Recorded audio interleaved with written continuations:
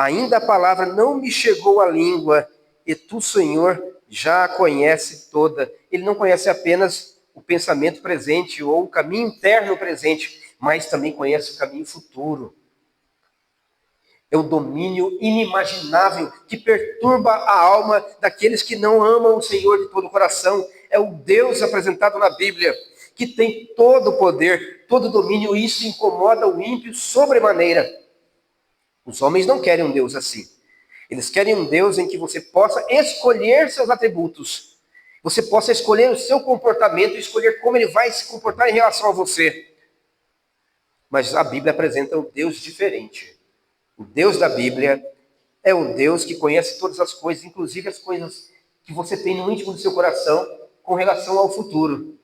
Os seus planos não chegam à língua, e Deus já pesou, já julgou os seus planos todos, e Ele sabe que você está pensando para amanhã, para a semana que vem, tanto os planos bons quanto os planos maus. Esse é o Deus e a consciência de Deus que nós temos que ter em nossa mente para evitar pecar contra o Senhor. Pense na mente de Davi, falando isso a respeito de Deus, tendo guardado um homicídio e um adultério em seu coração. Agora ele é obrigado em seu coração a expor a grandeza de Deus, porque é impossível ocultar a grandeza de Deus no coração de um homem piedoso, mesmo que ele tenha caído. Mas ele fala, olha, Deus conhece tudo sobre mim, e aquilo que eu falo, o que eu vou falar, meus planos futuros, Ele conhece. Então, é o Deus Todo-Poderoso, eu não posso ficar mais longe desse Deus. Ele continua dizendo, tu cerca por detrás e por diante a onipresença de Deus, não agora só a ciência total de Deus, a onisciência, nem a presciência, mas agora a onipresença de Deus está também na vida daqueles que o amam. Sobre mim pões a mão. Então o conhecimento é maravilhoso demais para mim. Ele falou, eu não consigo imaginar, eu não consigo esgotar aquilo que Deus é, mas eu sei que Ele se apresenta no meu coração, na minha vida, nos meus caminhos. Meus irmãos, essa ideia de Deus é necessária em todo o percurso da história humana, para que nós evitemos de entristecer a Deus com as nossas palavras malignas, com as nossas palavras debochadas, com a nossa falta de fé, por muitas vezes, naquilo que Deus é capaz de fazer em prol do seu povo. Como Deus se entristece, meus irmãos, quando nós não acreditamos que Ele tem boas intenções para conosco, quando nós não acreditamos que Ele é um Deus que ampara, que socorre, quando gracejamos com o seu poder, com a sua bondade, quando desacreditamos que Ele nos cerca de cuidados. Lembra-se de Sara, quando Deus chega na porta da tenda, numa teofania, e fala, olha, ano que vem eu vou voltar aqui e Sara vai ter tido um filho. E aí, Abraão ouve, e Sara de trás da tenda ouve e fala, será que uma mulher na minha idade vai ter prazer em ter um filho? E dá risada no seu coração. E Deus olha para Abraão e fala, por que Sara riu? E chama Sara e ela vem chegando com a bandejinha para servir a Deus apresentado em forma humana, falando com Abraão, e ele olha para Sara, por que você riu? Ela, ri do quê? Ele, não negue, você riu. Ano que vem eu vou voltar aqui e você vai ter tido um filho. Mostrando o conhecimento que ele tem de todas as coisas que cercam as angústias humanas. A angústia dela era não ter um filho. Talvez a sua seja uma diferente, mas eu quero que você entenda que Deus conhece perfeitamente a sua angústia e se importa com todos aqueles que fazem parte da sua igreja individualmente, não apenas coletivamente, mas individualmente. Então, varra da sua ideia a mente de que Deus não se importa com você e você é mais um que entra e sai da igreja sem qualquer importância. Isso não existe no mundo de Deus. Você é singular, você é único para Ele, e Deus se importa sim com você e com as coisas que você passa. E Davi fala, eu não consigo nem entender que grandeza é esta. Em segundo lugar, nós vemos que dentro desta apresentação graciosa de Deus, que Deus, além de conhecer o mundo espiritual, metafísico, Ele conhece todo o universo, o macro-universo. Olha, para onde me ausentarei do teu Espírito? Aqui é o Espírito Santo. Para onde fugirei da tua face? Verso 7 até o 12. Se eu subo ao céu, lá tu estás.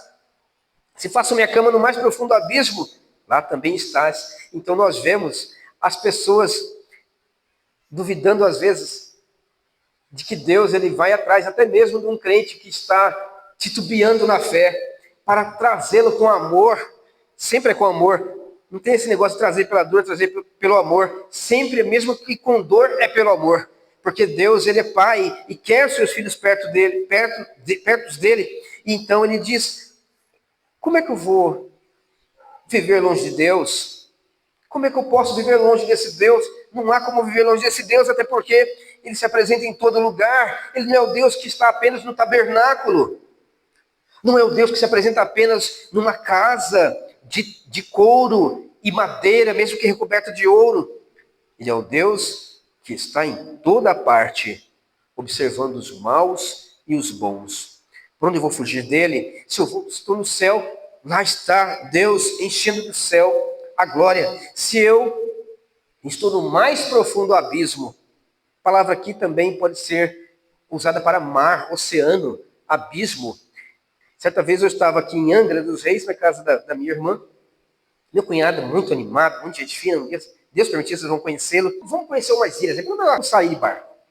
E o barco muito baixinho, aquele barco pequenininho, quem já viajou nele fica com náusea. Eu fui e coloquei o rosto lá para tentar olhar o que tinha no fundo.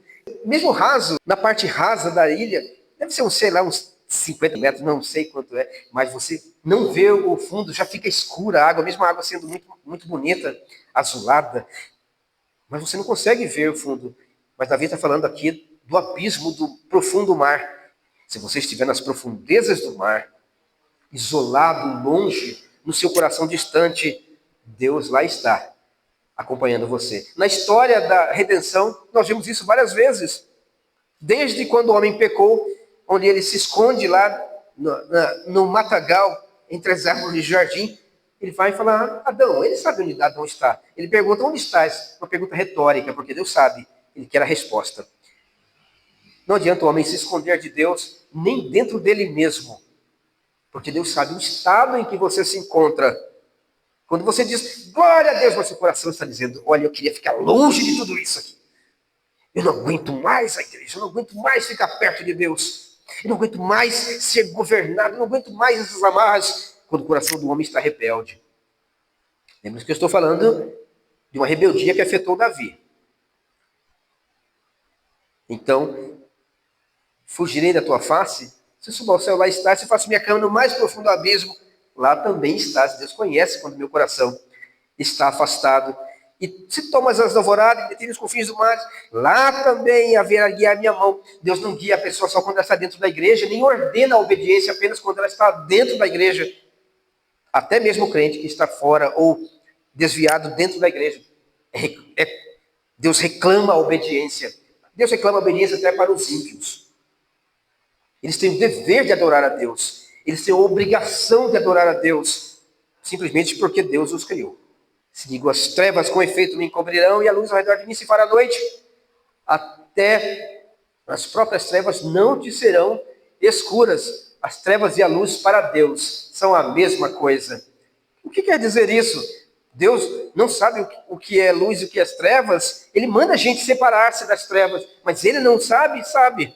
Mas não há oculto suficiente para esconder nada de Deus. Então, ele reclama que o homem confesse os seus pecados e abandone os seus pecados, e deixe os seus pecados, e se coloque aos seus pés. Foi isso que ele fez com Davi. Chamar responsabilidade, chamar o homem a um compromisso com Deus, não apenas ouvir falar de Deus e continuar nos seus pecados. Muitos são os que ouvem falar de Deus, gostam da palavra de Deus. Não é só isso, não são rituais mortos, não são genuflexões que nos aproximam de Deus, mas um compromisso vivo, verdadeiro, um compromisso baseado na palavra e na ordenança de Cristo Jesus, onde ele se apresenta como resgatador, como salvador. O homem não pode ouvir e se fazer de surdo ao chamado ao arrependimento para a vida eterna, simplesmente ouvindo, sem jamais tomar tomar uma posição, não só de vir a Cristo para a salvação, como também de consertar sua vida diante de Deus,